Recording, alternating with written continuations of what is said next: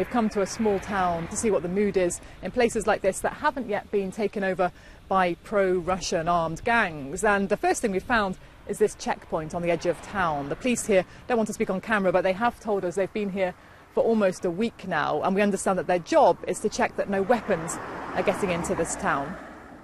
As pro-Russian groups have been seizing local administration buildings across eastern Ukraine, here in Marinka there's no flag flying at all. The officials here have told us that a group of men in camouflage and masks did come here several days ago, and they changed the Ukrainian flag to the Russian national flag. That's now been removed, and the local elected officials are still in place, but they're observing a kind of nervous neutrality for the moment.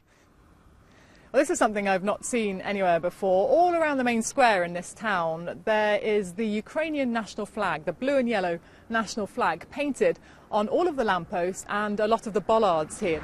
So, in theory, it looks like a symbol of loyalty to Kiev, to the government in Kiev, although nobody here I've spoken to seems to know who painted them or when they did it. У нас маленький городок, мы живем тихо, мирно, свободно. Мы хотим дружить и с Россией, и с Европой, жить в целостности Украины. Вот и все.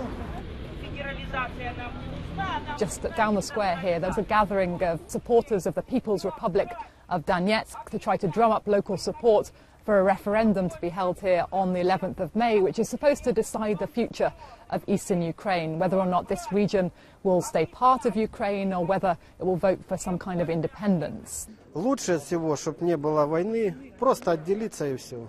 Они сами по себе, мы сами по себе. А как вы думаете, так и получится, что отделится? А другого выхода нету. Если кошку с собакой в клетку посадить и постоянно их тормошить, как вы думаете, будет что-нибудь хорошее?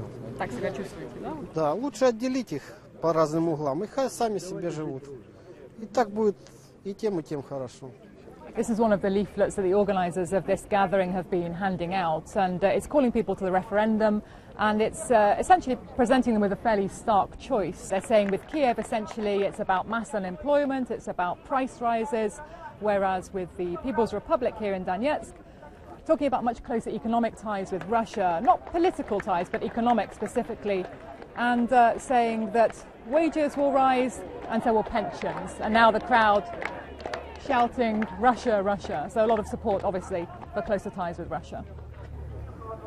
This is a peaceful meeting. There's no sign of any of the armed men that we've seen in other towns here in eastern Ukraine. It's what the organisers are saying, a chance for people to express their opinions. And the strongest view that we're hearing expressed here from the crowd and from the speakers on the stage is that the government in Kiev doesn't represent them.